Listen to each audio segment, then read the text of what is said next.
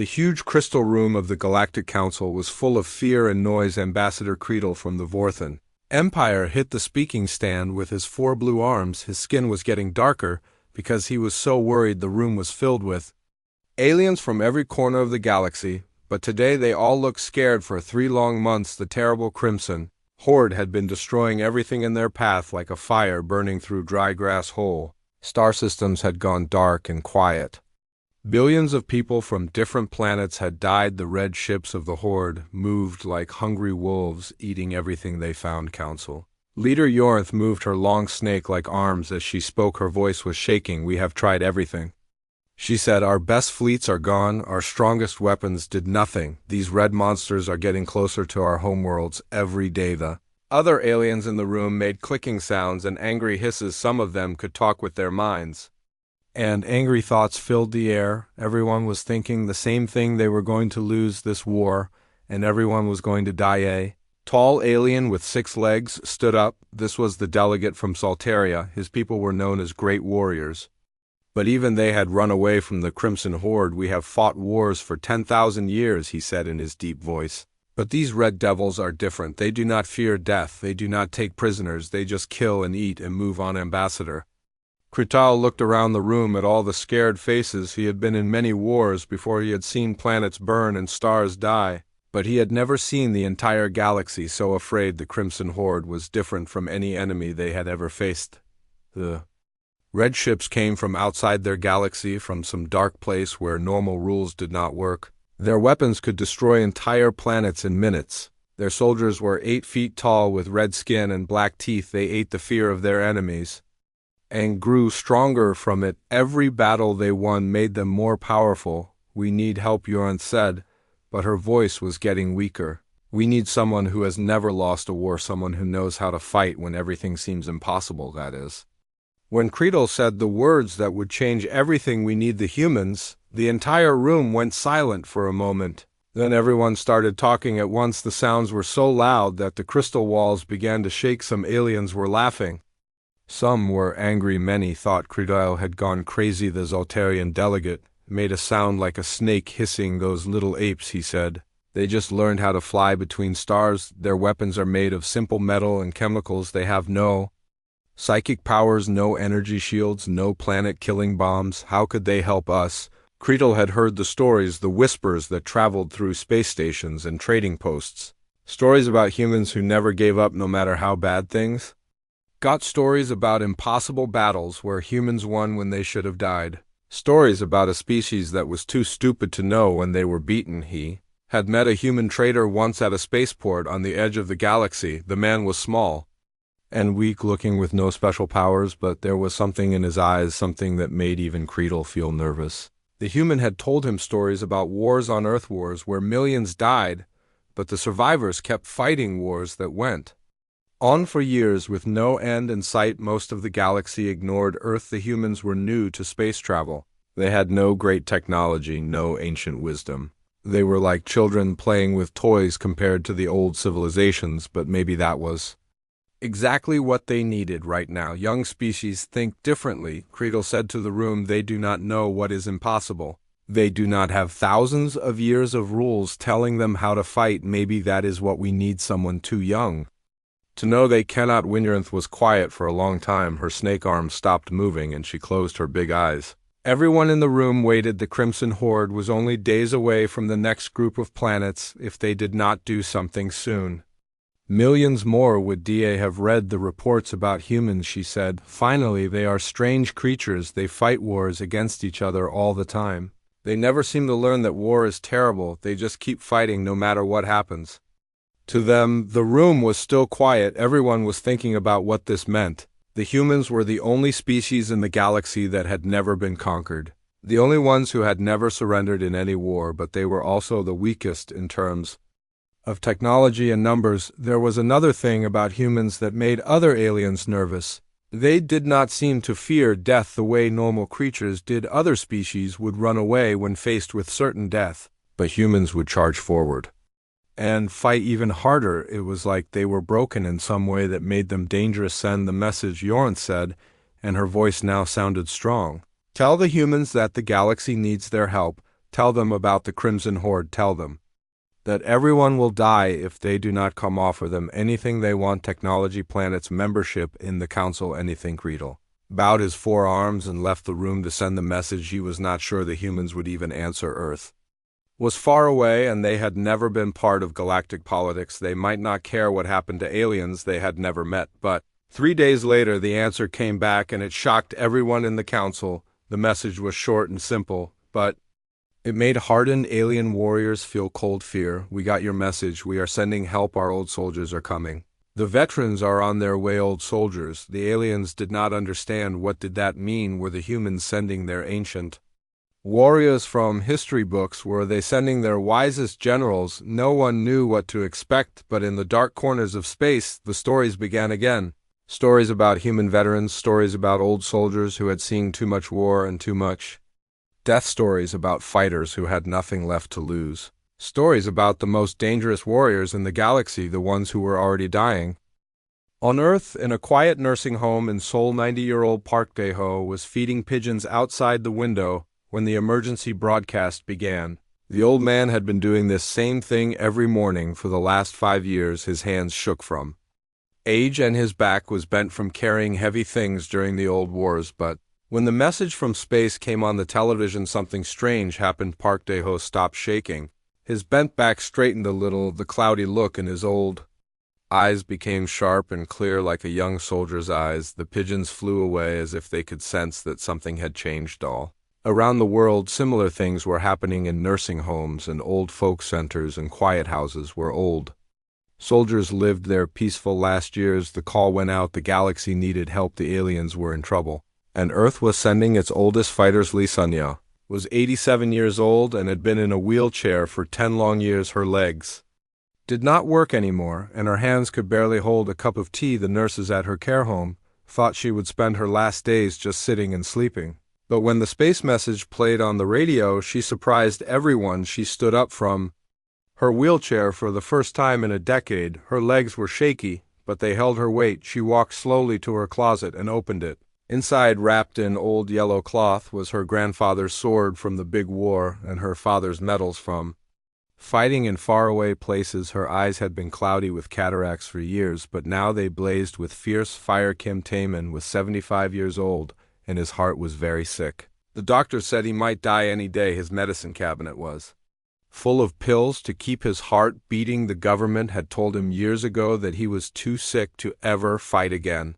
But when the call came from space, he smiled. He took all his heart pills and crushed them in his hand.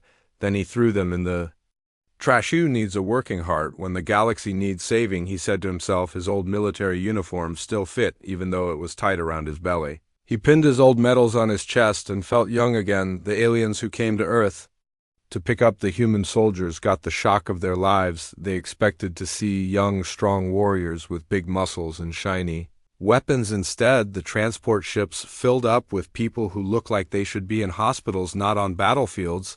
They carried walking sticks and oxygen tanks and little bags full of medicine bottles. Some of them were so old they could barely walk. Some of them were connected to machines that helped them breathe. The alien soldiers who met them at the spaceport were horrified. These humans are dying, gasped the Vorthan military officer. His forearms were shaking as he looked at the old people climbing slowly into the spaceships. They can barely stand up. How can they fight a war? Park Dae-ho had become the leader of the human group even though no one had voted for him. The other old soldiers just naturally followed him. Maybe because he had been in more wars than anyone else. He walked up to the worried alien officer using his walking stick. His teeth were mostly gone and his voice was scratchy, but he smiled at the alien. Son, we have been dying for many years, he said. That is exactly what makes us so dangerous. We have nothing left to lose and everything we want to protect. The alien did not understand what the old human meant. How could dying people be dangerous?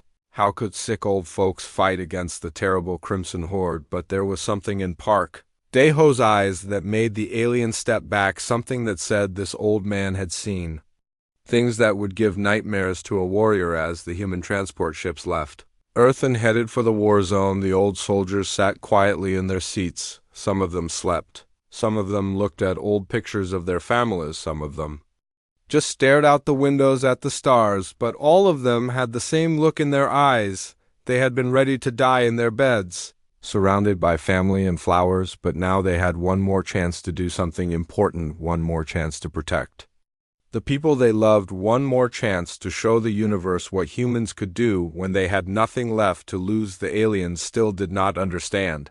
They thought war was about having the best weapons and the strongest ships. They thought you needed young bodies and fast reflexes to win battles, but the old humans knew something different. They knew that the most dangerous warrior was not the one who wanted to live, it was the one who was already ready to die.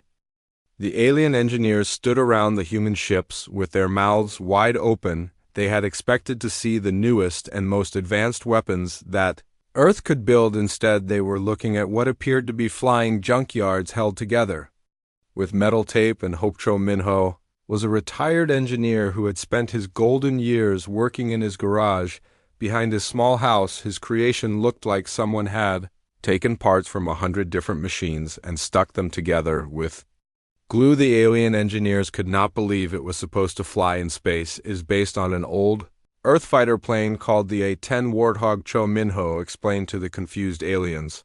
I just made some changes so it works in space and added some bigger guns. The aliens looked at the crude welding and the mismatched parts and shook their heads. The Zoltarian chief engineer pointed at the human ship with one of his 6 arms. This thing should fall apart the moment you start the engines, he said. How can it possibly fight against advanced Crimson Horde vessels? But when the test flights began, the aliens discovered something that turned their understanding of space combat upside down. These ugly human ships moved in ways that their most advanced fighters could not match. They twisted and turned through space like they were dancing.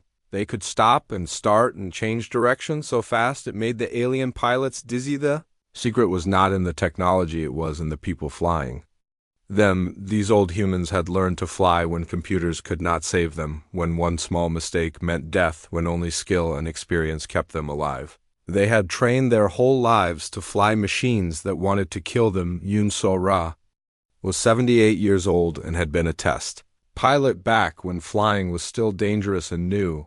She climbed into her modified fighter even though her joints creaked like old door hinges. Her hands were spotted with age and her back hurt all the time, but when she grabbed the flight controls, something magical happened. You young aliens rely too much on your computers, she told the Zoltarian flight commander over the radio. We learned to fight when all we had was our eyes, our hands, and our courage. When the machines broke down, we still had to bring our ships home. The alien military experts ran their calculations and computer models and declared that the human force was mathematically impossible to succeed. Their ships were too old, their weapons too simple, their pilots too weak and sick. On paper, they should be destroyed in the first few minutes of any battle. Humans had never been very good at paying attention to what the numbers said was possible. The old human pilots flew their strange ships in formations that made no sense to alien minds. They moved like a flock of birds or a school of fish, each one knowing exactly where the others were without talking to each other. They had been flying together for so many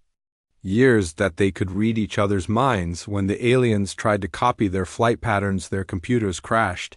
The movements were too complex, too instinctive, too human. The alien ships were designed to fly in straight lines and follow computer programs. The human ships flew like living things that could think and feel and react. Park Dae-ho watched the test flights from the command center and smiled his toothless smile. The alien officers around him were very quiet as they watched.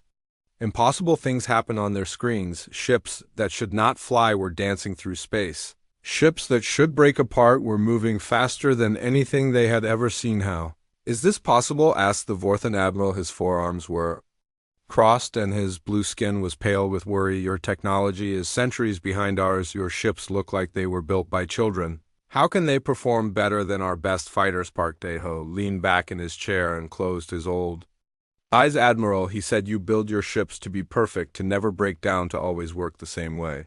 But we humans learned something different a long time ago. We learned that the best weapon is not the one that never breaks. The best weapon is the one that keeps fighting even after it is broken. The aliens were beginning to understand that they had made a terrible mistake. They had judged the humans by their appearance, by their old ships and primitive weapons. but they had not looked deeper. They had not seen what really made humans dangerous. It was not their technology or their weapons or their ships. It was something inside them, something that could not be measured or calculated. It was the thing that made a 78-year-old woman climb into a broken fighter and fly it like she was 20 years old again. It was the thing that made dying people want to fight one more battle. The Crimson Horde had been conquering galaxies for longer than most civilizations had existed. They moved through space like a red disease, eating everything in their path. Their tactics were always the same, and they always worked. They would arrive with so many ships that the sky turned red. Then they would destroy all resistance in massive battles that lasted only hours. The war prime of the Horde was 8 feet tall, with red skin like dried blood and teeth like black knives. He had personally eaten the fear of 1,000 different species. He had watched entire planets burn and listened to the screams of billions of dying creatures. Nothing in the universe could surprise him anymore when his scouts reported the human ships at the edge of the Kepler system. The war prime laughed with savage joy. The readings showed ancient vessels held together with metal patches and hope. The life signs inside the ships were so weak they barely registered as living beings. It would be an easy slaughter, and he would broadcast it across the galaxy as a warning. Look at these pathetic creatures, he told his commanders. The galaxy sends us old dying things and flying scrap piles. We will destroy them so quickly that the other species will surrender without fighting. The first wave of crimson ships descended like a red storm. There were thousands of them moving in perfect formation like drops of blood falling from the sky. Their weapons could turn planets into dust, and their shields could stop any known weapon. The human ships looked like tiny insects next to the massive red warships, but something impossible happened. The old human ships did not run away. They did not break apart in fear. They did not panic and fly in all directions. Instead, they moved together like they were connected by invisible strings. Ships that should have been destroyed in seconds absorbed impossible amounts of damage and kept fighting. Park Daeho's scratchy voice came over the human communication system. Remember, boys and girls, he said, we have been fighting longer than most of these aliens have been alive. Time to show them what Earth children can do when they get angry. The Crimson Horde had fought against every type of warrior in 17 different galaxies. They had faced energy beings and robot armies and psychic monsters, but they had never fought anything like these old humans. The human ships moved in ways that made no sense. They used tactics that seemed crazy but somehow worked. When their big guns stopped working, the humans used smaller guns. When their small guns broke, they used their ships like giant hammers, ramming into the red vessels and exploding. When their ships were too damaged to fly anymore, the pilots would aim them at enemy targets and crash into them on purpose. The war prime watched his battle screens with growing confusion. This was not how battles were supposed to go. His perfect red formations were falling apart. The humans were not fighting like any species he had ever encountered. They seemed to have no fear of death at all. One human ship had lost its weapons and its engines, but it was still fighting. The pilot was using the ship's emergency thrusters to spin around and around, hitting enemy vessels with its broken hull. The war prime could see that the human inside was dying from his injuries, but he kept fighting anyway. Why do they not surrender? The war prime asked his commanders. They are clearly defeated. Their ships are falling apart. Their weapons are broken. Their pilots are dying. Why do they keep fighting? His war commanders had no answer. They had conquered galaxies by making their enemies afraid. But these old humans seemed to be made of something different than fear. They fought like creatures who had already accepted death and found it did not scare them anymore. As the battle continued, the impossible became reality. The Crimson Horde ships that had never been stopped by any force in the universe began to pull back their perfect attack. Formations became confused and scattered. Some of the red ships were actually running away from the dying humans. For the first time in his long life of conquest, the war prime felt something he had never experienced before. He felt afraid, not afraid of death or pain or defeat, but afraid of something much worse. He was afraid of creatures who had nothing left to lose. The battle had been going on for 6 long days and nights by every rule of war and science. The humans should have been completely destroyed in the first hour. Their ships were falling apart piece by piece. Their pilots were dying from exhaustion, and sickness, and they were fighting against 50 times their number, but they kept fighting with a stubbornness that amazed even their alien friends. Sonya's ship had lost life support on the third day. She was now flying in a spacesuit that was held together with tape and prayers. Her oxygen was running low, and she could barely see through her cracked helmet. But she kept her ship in formation and kept firing her guns when the alien commanders asked her why she did not go back to get help. She answered over the radio, "I have grandchildren back on Earth," she said in her shaky old voice. "This evil stops right here today." Many of the human ships were now flying on emergency power. Their weapons were broken, their shields were gone, and their hulls had holes that let the cold space air inside, but every single human pilot stayed in the fight. Some of them were unconscious from their injuries, but their hands still held. The flight controls Kim Taeman had suffered 3 heart attacks during the battle. His ship's medical computer kept beeping warnings that he was dying, but he just turned off the sound and kept flying. His heart medicine was long gone and his chest felt like it was on fire, but he refused to stop fighting. "You think pain can stop us," he said over the communication system. "I have been in pain for 20 years. What is a little more going to do?" The turning point came when the Crimson Horde used their most terrible weapon. It was a psychic scream that could reach into the minds of enemy fighters and fill them with overwhelming terror. This weapon had broken the will of entire fleets and caused whole armies to kill themselves rather than face the Horde. The awful sound washed over the human ships like a wave of pure nightmare. It was the sound of every fear, every worry, every dark thought that had ever existed. The aliens who heard it would usually go insane or die from terror. But something amazing happened. Instead, the old human soldiers started laughing. Kim Taeman's wheezing voice came over the communications, and he was chuckling like he had just heard a funny joke. "You think you can scare us?" he said between gasps for air. "We have buried our best friends. We have watched our families grow old and die. We have lived with nightmares for 70 years. Fear is just another Tuesday for us old folks." The psychological weapon that had conquered 17 galaxies bounced off the human veterans like rain bouncing off a roof. They had already faced their deepest fears in hospital beds and nursing homes. They had already said goodbye to everyone they loved many times. Death was not scary to people who had been expecting it for years. As the 6th day of battle began, something that had never happened in galactic history started to occur. The Crimson Horde, the undefeated conquerors of galaxies, began to retreat. Not because they were losing ships or running out of weapons, but because they were facing something they could not understand or defeat. They were facing old people who simply refused to give up. The War Prime stared at his screens in disbelief. His mighty red fleet was pulling back from a handful of ancient human ships, held together with spare parts and determination. His warriors who had never known defeat were fleeing from dying old creatures who should not have been able to fight at all. "How is this possible?" he screamed at his commanders. "We have the best ships, the strongest weapons, the most powerful warriors.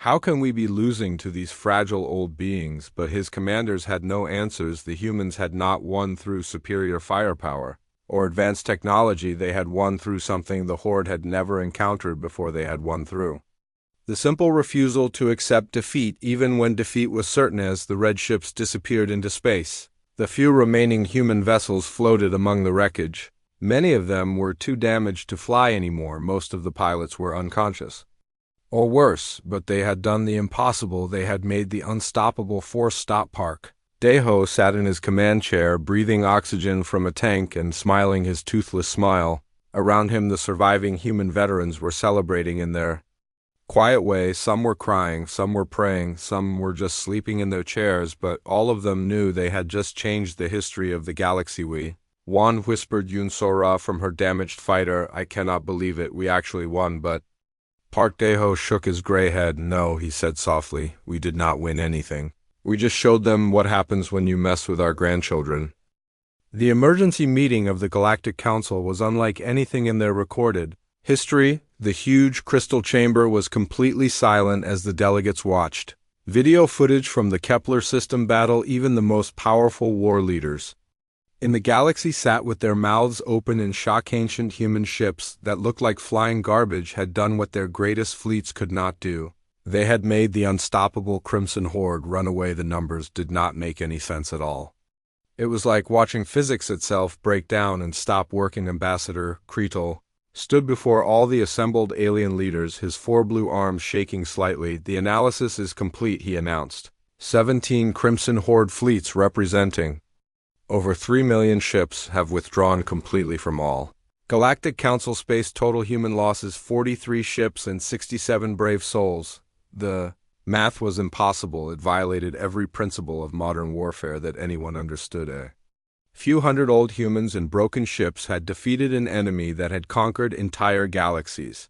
But the empty space where the Horde fleets used to be was proof enough that it had really happened. Old Park Deho sat in the witness chair with his oxygen tank beside him, looking like any elderly grandfather you might see feeding birds in a park. But every single delegate in the chamber looked at him with a mixture of respect and terror. This fragile old human had accomplished what their mightiest warriors could not. "How?" Council leader Yorinth asked, her snake arms trembling.